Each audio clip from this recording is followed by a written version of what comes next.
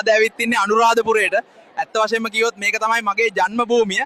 අද පොසොන් පෝය නිසා පේනවනේ පිස්සු හැදෙන සෙනගක් අද ඉන්නේ. පොඩි අවුලකට තියෙන්නේ හැමෝම සුදු ඇදගෙන ඉද්දි මං විතරක් නිකන් ඇටි කෙහෙල් කාපු රිලෙවෙක් වගේ කොළ පාට ඇඳුමක් ඇඳන් ඉන්න එක. අනේ බුදුහාමුදුරනේ මට සමා වෙන්න. මේ දන්සැල් වල මෙච්චර දිග පෝලිම් දැක්කම මට සාධාරණ සැකයක් ඇති වෙනවා ගයිස්. උඹලා දවස් කීපයක් බඩගින්නේ ඉඳලා පොසොන් පෝයට බැතිසිතින් සූදානම් වෙනවද කියලා. මේ traveling boy අනේ selfie එකක් ගමුකෝ මාත් එක්ක. මේ traveling boy ගයිස් බලන්න අඩිය තියෙන හැමතැනම ෆෑන්ස්ලා සූ ගාලා.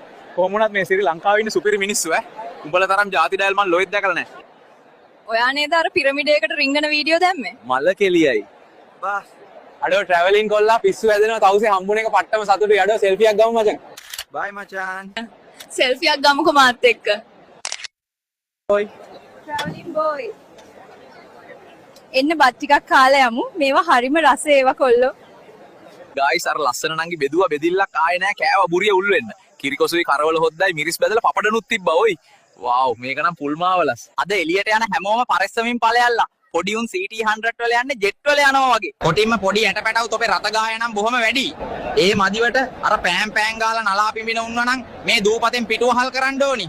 ඉතින් ගයිස් අද මාව අනුරාධපුරේදී දැක්කොත් අනිවා කතා කරලා සෙල්ෆියක් ගහලා යන්න. අපි ලස්සන උනාට ලොකු ගම නැහැ. එහෙනම් සුබ පොසොන් පොහෝ දිනයක් වේවා.